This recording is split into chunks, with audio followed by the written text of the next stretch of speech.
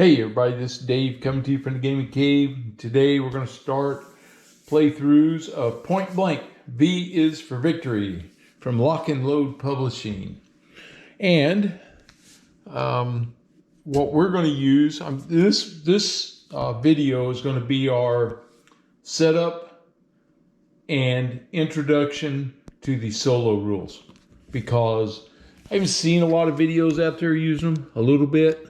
But I want to make sure, show you guys. So in the back of the core rules here, starting on page 88, well, maybe even before that. Yeah, starting on page 87, there is the solo rules and the solo system overview. Okay, and it's only a few pages, but it gives us everything that we need to do. So we have the solo rules. And I want to kind of go through a little bit of how this works. And it's really cool. There'll be some things we do with our decks, like on the very first turn, you discard the top 4 cards. That kind of helps simulate some of the consumption of the cards that's used by the artificial intelligence there. Then there is, he's got really cool, there's 8 flow charts. They're double-sided, so there's 4. And he has in here, I'm looking for the first, here we go, the Upkeep. So there is an Upkeep flow chart, so you can go through there. Once you play this a couple times, you kind of know where everything's at. Then you only have to do it on certain ones. But we have the Upkeep flow chart.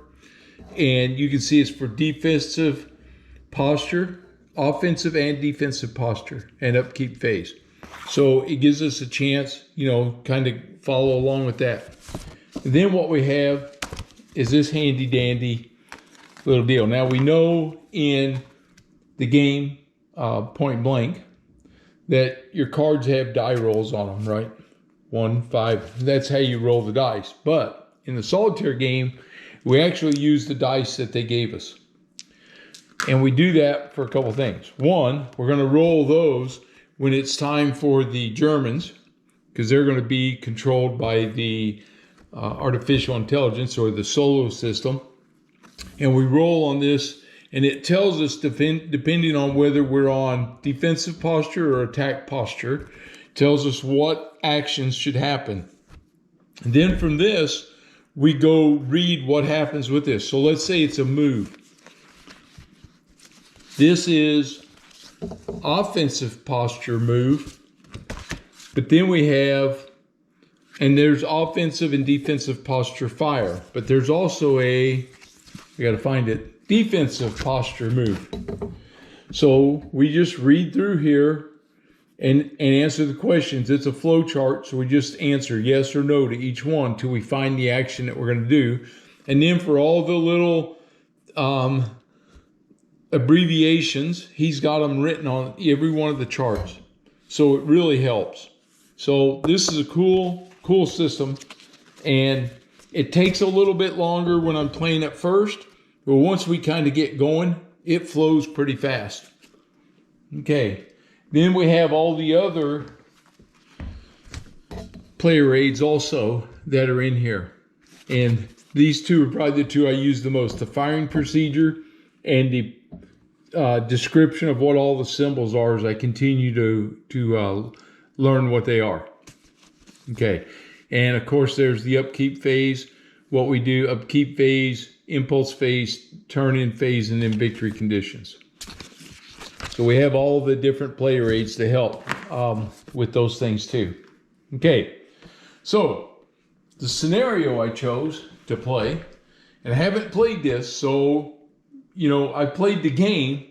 I played the first scenario, which was, let's see, what was that one called in the book here? It was called Bedlam Bridge. Okay. Which is a really balanced, both the German and the Americans are on offensive and they're trying to capture a bridge. And I can tell you, I played that and I won it at the very end of turn 2. it took me all the way to the end to get there. So it was tight. Okay, so this one, I'm going to be using the British paratroopers. And so what is, it's ham and bloody jam. Okay, June 6, 1944, Benouville, France, the singular job of the glider troops of the Oxfordshire and Buckinghamshire Light Infantry on D-Day was to be inserted via gliders and capture the bridge over the Caen Canal and the nearby Ranville Bridge that spanned the River Orne in a coup de main attack. This action aimed to prevent German armor from crossing the bridges and attacking the eastern flank of the landings at Sword Beach. The code word of ham and jam was to be broadcast in the event of capturing the canal bridge and the river bridges, respectively, intact. We have the order of battle right here.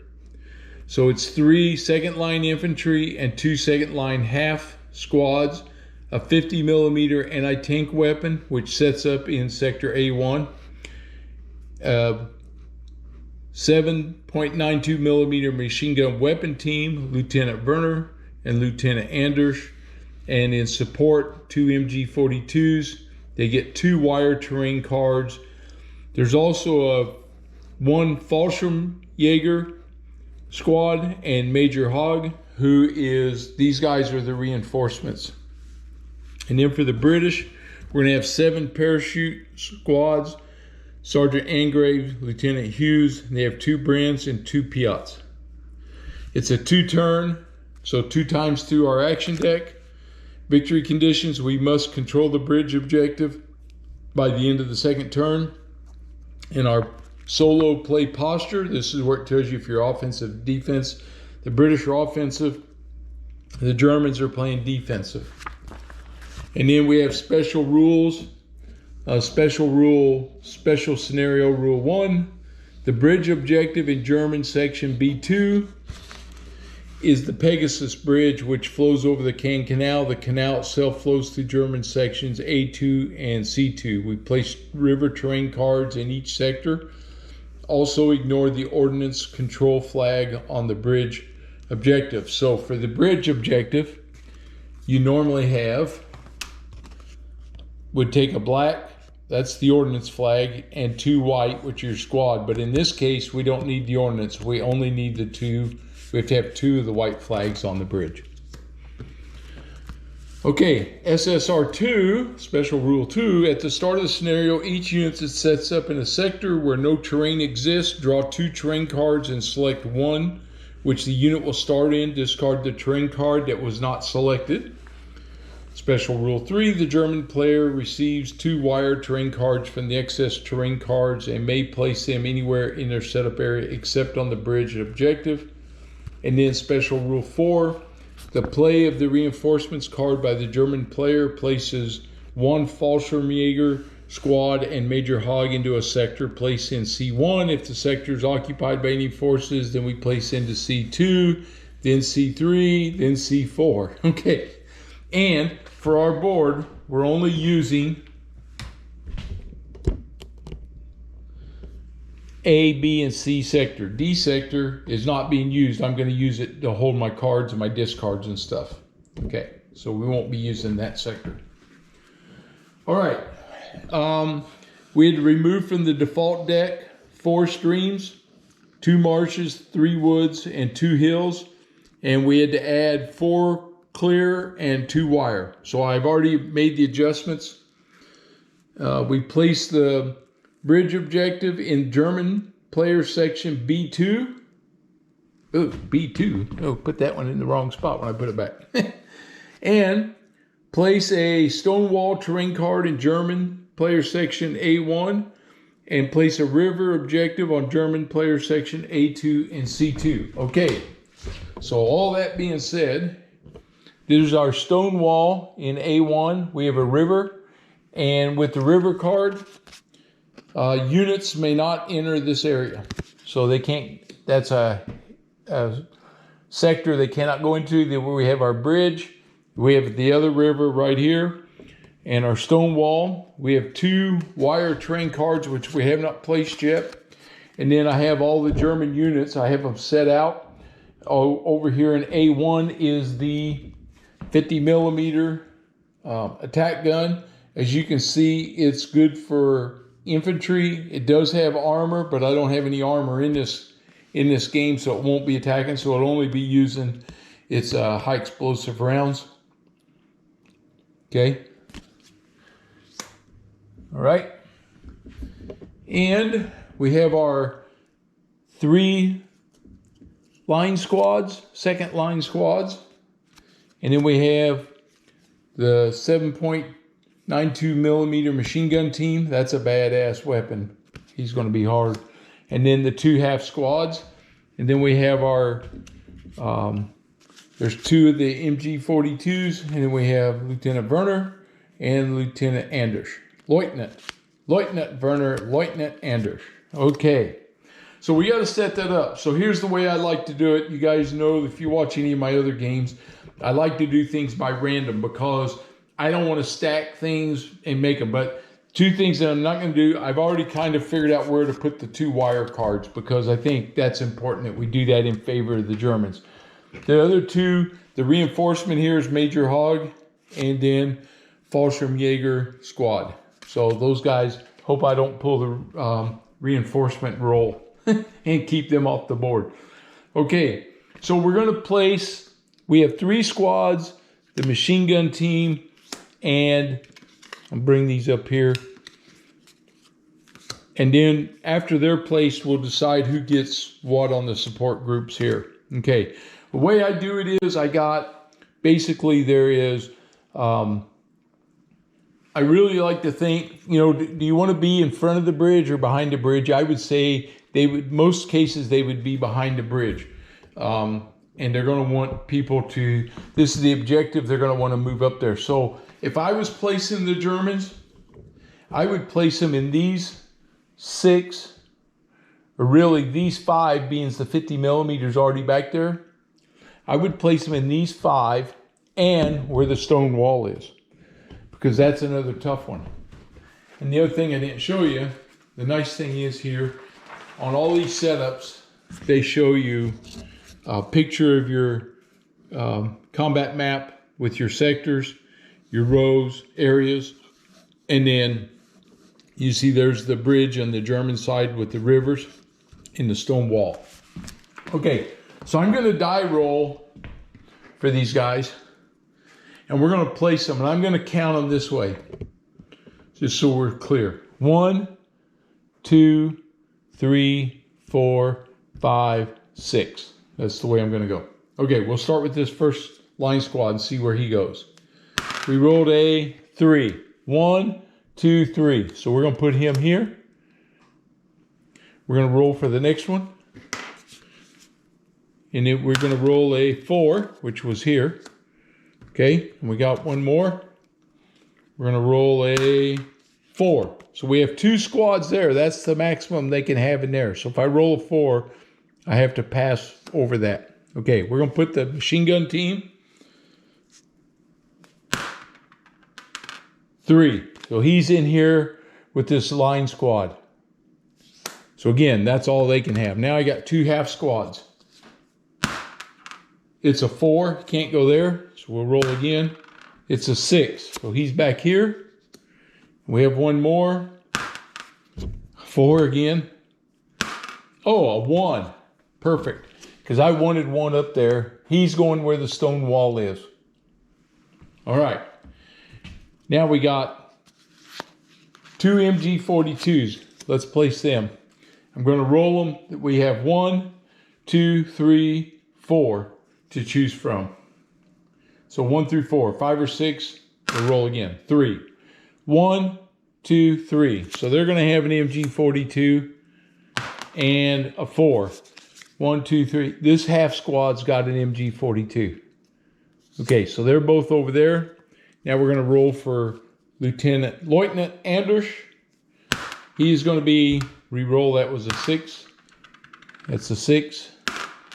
2. 1, 2. So they're also going to have Lieutenant Anders there.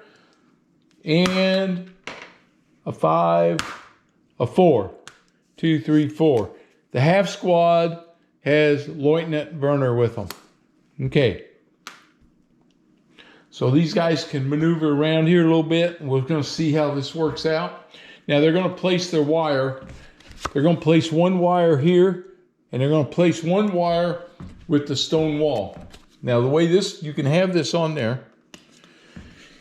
Infantry must use in-sector movement to remove. That means you got to move in there with the wire. Then you got to use an in-sector move to remove this.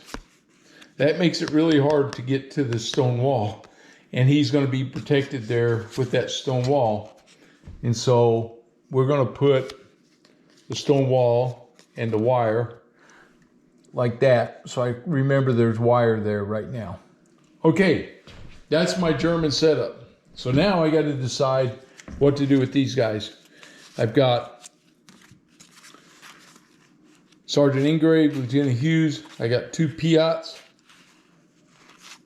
Or 1 Piat there. There's the second one. And 2 Bren guns, which aren't real powerful. They're pretty light machine guns. Okay.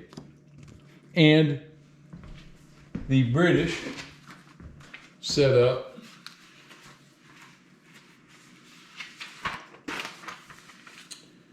in their sector with no terrain. Let's see.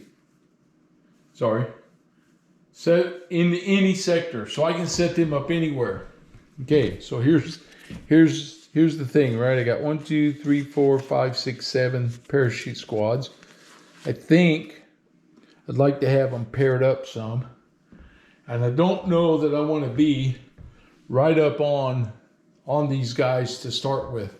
Now they can't cross the river. They have to move this way to the bridge. So it's going to get really intense over here. But I think with this no man's land up here, I do want some gap.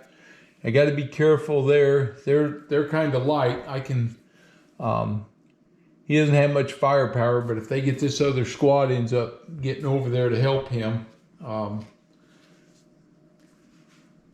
never know. Okay, so we're gonna have, I think we'll put 2 parachute squads here. I definitely want 2 in the front of the bridge. I'm going to put 1 in reserve behind them. And I guess I'll go with 2 over here. I'm going to I want one of these Bren guns. Let's see, we can spread these guys out. 1, 2, 3, 4. I got them spread out there. I'm going to put a Piat with this one. And we'll put a Bren with this group. A Bren. I think I better put 1 over here with these guys and the Piat over here. And then I got Lieutenant Hughes in the center. And I think we'll do Sergeant Ingrave over here on this flank. Okay, that's my setup. Having not played this, I have no idea if that's a good setup or a bad setup. Nor have I seen anybody play this. I don't know that there's a video using this scenario yet, which is another reason I like doing this. For our action deck, we have the turn counter. So you got this little turn counter. It's turn 1, turn 2. So we just put it over here in the corner where I remember what turn we're on. We have our terrain. So next thing we do is we got to pick terrain for the guys that don't have terrain on them. Okay, so I usually alternate British, German, and we'll go through and we'll get all these guys trained. So we pull 2 terrain cards and we give them the best terrain. All right. So the first thing we'll do is A1 over here with these guys. They have a clear and a clear. So they're going to be in clear terrain. All righty. Now he has a wall. So we'll go back there to the anti-tank gun. And he gets... a stone wall and brush. Well, he's going to be on the stone wall, so that's good for the anti-tank gun. He's behind a wall. All right, I got Lieutenant Hughes up here. See what he's got. Clear and a road. Well, neither one of them's very good. We'll go ahead and use the clear because the road doesn't help me any. We'll go over here to Lieutenant Anders and see what he's got. He has woods. Oh, and wire. Well, he doesn't want the wire, so he's going to use the woods. Okay. Next, I'm going to come back here to this paratrooper back here. he gets clear and, oh, a wood building. Well, he'll take the wood building here. Gives him something. And we come here to this group with the MG42. And they have clear and clear. So they're in clear terrain. Then I have Sergeant Engrave. He's in clear and, oh, a wood building. Okay, well, he drew another one. And then this last one back here with Lieutenant Werner is a stream. We don't like that. And clear. Well, clear is better than a stream, so he'll take that one. Okay. And then we know that if you're in open terrain, you're spotted. Anybody in open terrain gets a spotted marker on that terrain. So there, and there. They're already spotted because they're in the open. Okay. These are my discards. So I'm all set now to begin my first turn. So we'll cut this video here. This was my setup. Ham and Bloody Jam. Our objective is to get up here and capture this bridge. We're going to have to get through some wire, and we're going to have to get through that stone wall. Or over that stone wall, they got a half troop here. Lieutenant Werner's got a half squad here. We'll see how these guys start maneuvering. We got MG42s back here. So, and we're just going to see what they do. They can't move up because of the river, so they got to funnel over this way. You got Lieutenant Anders with a machine gun team right there in the woods too. So this is going to get tough, I think, real quick. You know, be interesting. We'll see how it works out. Okay, hope you enjoyed the setup and the introduction to the solo rules. And we'll give this thing a go. We'll see how it turns out. Looking forward to it. And if you're new to the channel, please subscribe. And if you like the video, give me a thumbs up. And I'll see you guys on the playthrough. All right, have a good one.